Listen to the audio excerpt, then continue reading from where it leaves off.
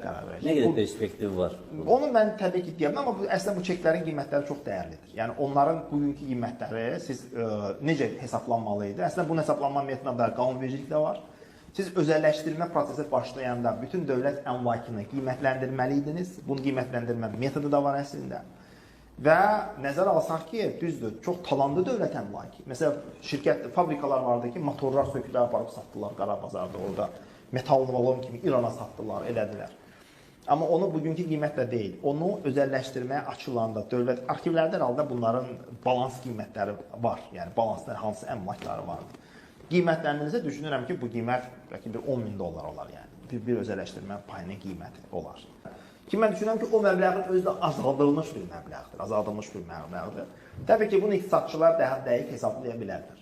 Əslində biz bunu Rüfət bəy burada sizə danışmalı deyək, bunu deputat durub danışmalıdır. Danışmır da, danışmır ki biz danışmır. Siz bura məni yox deputatı çağırmalısınız. Deməz, ay deputat, bax sənin seçkin, bax belə suallar göndərir, bu nə cavab verə bilərsən? Çıx bunu parlamentdə səsləndir. Keçsinlər, kim ki onları parlamentdə təmsil edən deputatları var da, indi onlara. Keçsin qapısını döysün. Döysün, sən burada niyə oturmursan? Bax, 2 dənə qanun var. Bax, bunlar var. Bunlar danışılıb, ekspertlər danışırlar, deyib də qanunsuzluqlar olub da. İkinci öləşdirmə qanunu hələ qüvvədədir. İkinci öləşdirmə qanunun müddət tələbləri də pozulub. Ki, onun 33-cü maddəsi var. Deyir ki, bu qanunla ziddiyyət yaratmayan köhnə qanunvericilik hələ də qüvvədədir. Birinci özləşdirmə qanununa qədər gedər. Bax, mənim özləşdirmə çekim əlimdə qalıb. Niyə bu məsələni parlamentdə durub danışmırsan? Şikayətçilərin çox hamısı yaşlı insanlardır, çoxu pensionerdir.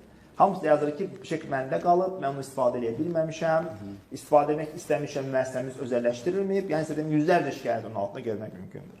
Ki, onlar deputatlardan çox incitdilər. Çünki deyirlər ki, qanunların icrasında əsas öhdəlik deputatlardadır, Milli Məclisin üzvlərindədir. Amma onlar bu məsələni danışmırlar. Korporativ maraqlara görə mi danışmırlar, siyasi maraqlara görə mi danışmırlar və yaxud ümumiyyətlə danışmadan qorxurlarmı? Amma faktiki olaraq budur ki, vətəndaşların əllərində xeyli sayda bu çeklər qalıb. Onları ya kompensasiya edilməlidir, ya çek investisiya fondları qurularaq vətəndaşlardan çekləri yığmalıdırlar və broker kimi həmin fondlar onları özəlləşdirmədə yerləşdirməlidirlər ki, vətəndaşlar oradan daha sonra dividendlərini ala bilsinlər, yəni qazanclarını götürə bilsinlər. Amma bu ədalətsizlik aradan götürülməlidir. Yoxsa bu götürülməsə bu həmişə danışılacaq. Yəni, ümumiyyətlə, publik məsələləri müzakirəyə çıxartmaq istəmirlər bu insanlar.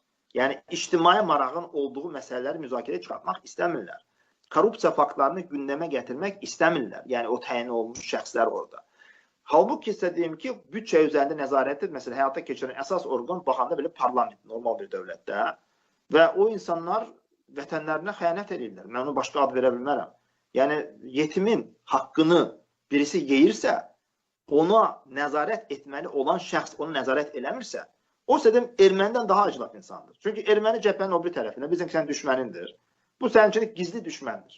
Nəslinin düşməni, tarixin düşməni, gələcəyin düşməni kimi insanlardır.